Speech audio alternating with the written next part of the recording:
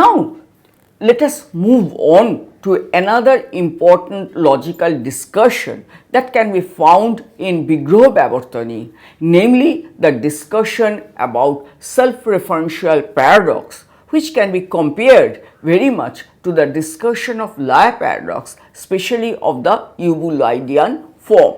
The opponents of Nāgārjuna have objected that while showing the non-substantiality of all entities, the conclusion that follows for Nāgārjuna is all real entities are empty, shunya sarva bhava.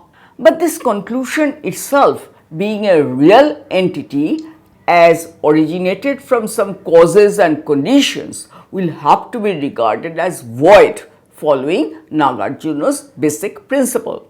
In that case, being devoid of substantiality, Nāgārjuna's philosophical position will not be able to show the emptiness or voidness of all entities as intended by him.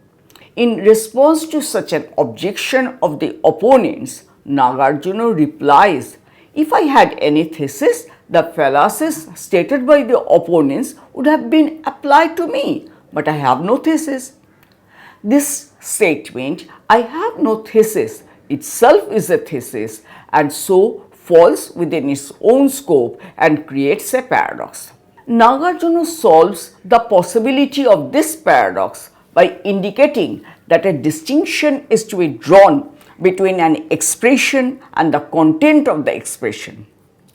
In a room where people are shouting loudly and someone says, "Don't make a noise," to stop those people, that utterance is not regarded as making a further noise.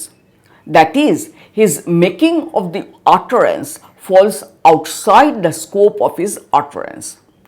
His utterance is considered with the prevention of other sounds.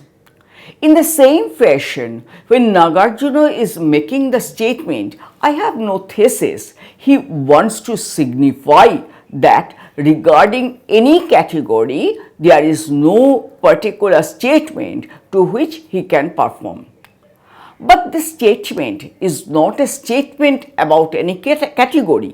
To make his point clear, if modern logical terminology is adopted, it can be said that "I have no thesis" is a statement belonging to the meta-linguistic level regarding other statements of objects. So, if anyone says that "I have no thesis" is itself a thesis also, one will be making a statement about the meta-linguistic statement, and thus his statement will be a step higher. In this way, no statement can be regarded to fall within its own scope and the paradox can be avoided. This discussion of Nāgārjuna can be compared very well with Russell's theory of types or Tursky's object language meta language distinction. That the content of a statement always is different from the statement itself has been the main point of Nāgārjuna's argument, which has been established by Western logicians of the 20th century. The distinction implies that the existence of a sentence should not be confused with the truth value of it. Truth value belongs to the content of a sentence and not to its ontological existence. So, Nāgārjuna would be ready to agree that the sentence that everything is empty is itself empty because, like any other sentence, it is dependently originated, but this fact does not make the sentence false. Another important discussion that can be found in this text is that of negation, or more precisely about denotation of negative terms. For the realists, negative terms refer to something existent just as positive terms do. Such a view is not acceptable to Nāgārjuna, for he does not admit that there are external objects corresponding to the terms occurring in the sentence. According to the realists, only real objects can be negated. An unreal object can never be negated. For example, to say that there is no pot in this room is to bring about the negation of an existent pot and not of a non-existent one. In a similar manner, the statement there is no substance of things will amount to the negation of an existent substance, and if the substance is existent, we cannot speak of the non-substantiality of entities. In other words, the thesis of emptiness of all entities will stand cancelled. In reply to such an objection, Nāgārjuna holds that to say that all things are non-substantial is not to establish the non-substantiality of real entities, but to express the unreal character of unreal objects. For example, to say that Devadatta is not in this room is neither to assert nor to deny the existence of the Devadatta. It is only to inform that Devadatta is not present here. In short, Nāgārjuna makes a subtle distinction between establishing something and informing something. Pointing to this distinction between the ontological level and the epistemological one, Nāgārjuna wants to highlight that when you say that something, by that sentence uttered or statement made, nothing is established in the ontological level. This sentence becomes operative only in the epistemological level.